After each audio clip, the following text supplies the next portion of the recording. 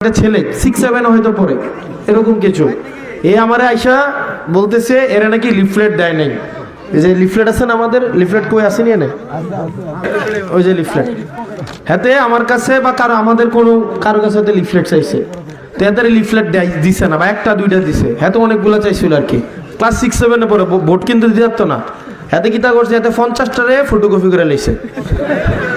এতে গিয়া কি করছে, 50টা ফটোকপি করছে। এত হয়তো আব্বা 10টি আবার 20টিয়া দিছে, খাইতো দিছে, স্কুলে নিতে দিছে, পোলাইন মানুষ। তো এতে গিয়া ধরনে গিয়া আমার যখন দিছোতে না, আমি নিজে ফটোকপি করে সাবাই দিব, আসেনিও। এই ফুলাইন গুলাই আমার শক্তি ইনশাল্লাহ। এই যে ফুলাফাইন গুলা যে আমার জন্য 20টা টাকা খরচ করছে, আমি হয়তো জানবোই না, 50টা ফটোকপি করে মানুষকে দিতেছে। এ কি কোনোদিন আমার কাছে কিছুর জন্য আসবে বলেন? এ কি আমি ওরে চিনছি কোনোদিন, বা ওরে কি আমি জানবো কোনোদিন? হয়তো আমি সামনে দিয়ে সালাম দিল, আমি হ্যান্ডশেকটা না করে হয়তো জামুগা। অনেকে আসেন না যে প্রোগ্রামের শেষে হয়তো আমাকে ঘিরে ধরেন, ছবি তুলতে চান, আমি একটু ব্যস্ততা দেখে চলে যাই, সবাই হয়তো চিনতেও পারি না। এখানে সবাই আছে, আমি কি সবারই চিনি বলেন? কিন্তু এর মানে এই না যে আপনাদেরকে আমি দূরের মনে করি।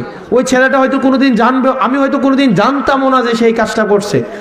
এইরকম গোপনে নিভৃতে প্রচুর মানুষ তার জায়গা থেকে, কেউ নামাজের মধ্যে আমার জন্য দোয়া করে, কেউ আমার জন্য দান করে, কেউ ইয়াতে গিয়ে আপনার হজে গিয়ে আমার জন্য মানত করে। এই যে অসংখ্য দান, অসংখ্য মানুষের দোয়া, অসংখ্য মানুষের এই যে সমর্থন, একটা স্কুল বাচ্চার 50 টাকা ফটোকপি আমার জন্য যে খরচ করছে, এই শক্তিটা নিয়ে আমি ইনশাল্লাহ সংসদে যাব।